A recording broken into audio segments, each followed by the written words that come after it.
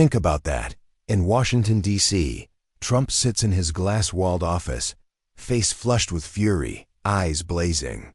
He slams his fists on the desk, shouting, "India has returned our weapons. How dare they defy us?"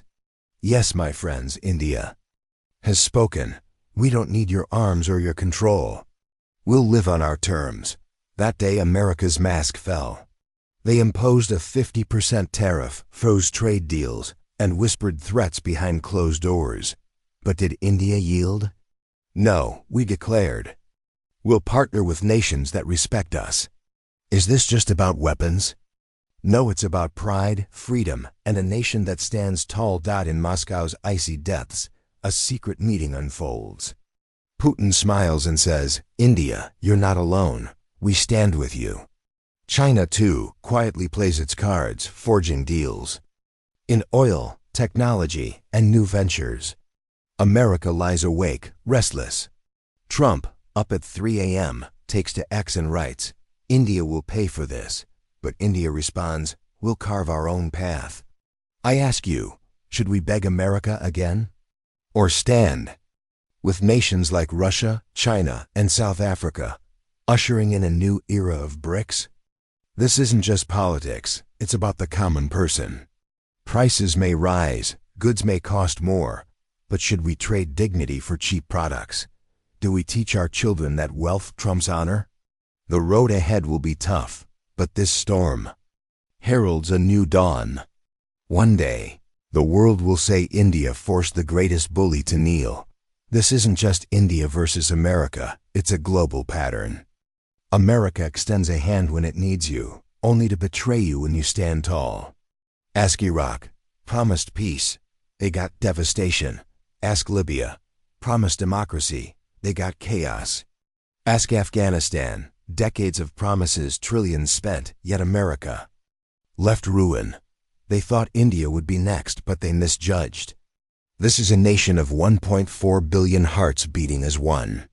From Delhi's streets to Punjab's villages to Bangalore's tech hubs, one message echoes: we won't be bullied. Mothers tell their children, a stronger India is coming. Fathers say, we'll eat less if we must, but we'll never bow. As America deploys submarines near Russian waters, the world watches. Can America afford to alienate both India and Russia, two of the East's greatest powers?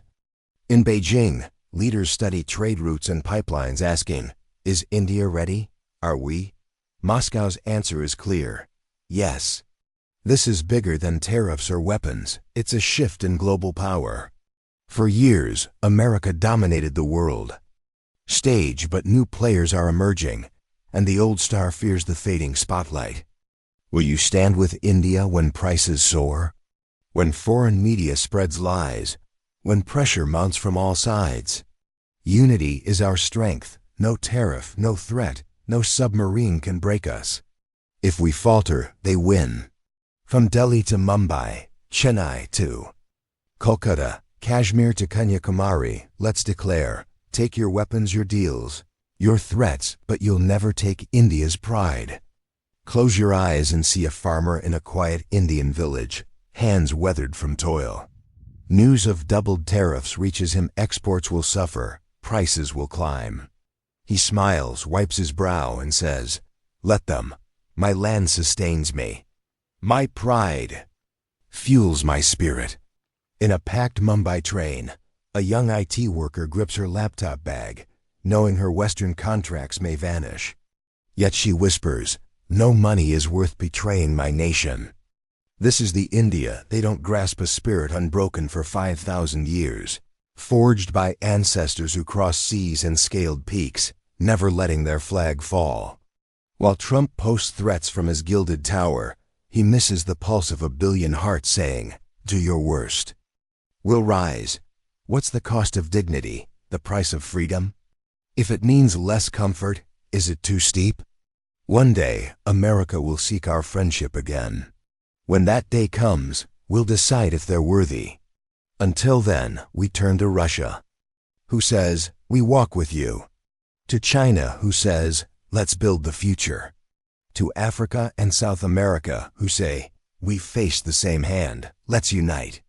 History honors those who stand, not those who kneel. If the path is hard, so be it. Every proud step ensures our children won't walk in shame. When the sun rises on a freer India, these days won't be remembered as suffering, but as the moment the world saw India's unbreakable spirit. The tension escalates. In Washington, Trump's advisors huddle in strategy rooms, screens glowing, with maps of trade routes and Indian ports. Cut their markets, they whisper. Make them desperate.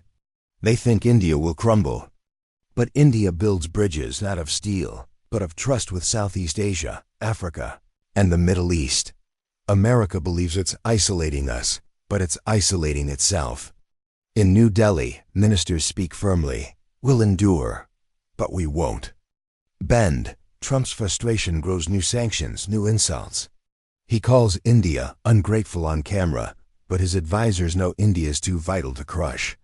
The game turns sinister. Cyber attacks hit Indian systems. Allies are pressured to abandon. U.S. and media paints us as villains. This isn't just economic, it's a battle for global perception. America's weapon is its narrative, but India is crafting its own story. Months pass, tensions burn hotter. New Delhi buzzes with reports of odd movements in the Indian Ocean. Heightened satellite activity, and American companies pulling out of joint ventures.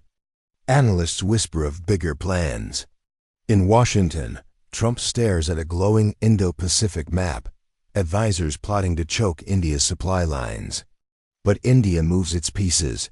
Naval drills with Japan, cyber defense with Russia, tech exchanges with Israel. The world sees defense. Insiders see a shield forming. Then a flashpoint. A U.S. warship halts an Indian cargo ship in international waters, signaling, "We can reach you anywhere." India's prime minister calls an emergency meeting. One voice cuts through. If they hit our ships, we hit their markets. Overnight, American tech giants face new Indian regulations. Imports stall at ports, and trade deals are signed with nations America thought it controlled. The White House is stunned. This isn't the India they expected. Smaller nations take note. If India can resist, so can they. America's grip weakens, not by force, but by the spread of defiance. This isn't just India versus America, it's a global fault line. In Brussels, leaders watch plunging markets and block trade routes. In the Middle East, oil nations weigh siding with America or betting on India. In Beijing, China seizes the moment, fast-tracking projects with India through unmonitored routes. Then, a cyber attack blacks out U.S. banks. Fingers point to Asia, no proof, only suspicion. Washington slaps more restrictions on Indian goods. India responds with a massive Moscow trade deal, oil, tech, minerals televised globally. The message: we have options. Markets plummet, shipping halts, the UN calls for talks, but both sides stand firm. This isn't about tariffs anymore. It's the end of one era and the dawn of another, where nations defy America's shadow and alliances are built on respect. The question remains, who will stand with India and who will fall with America?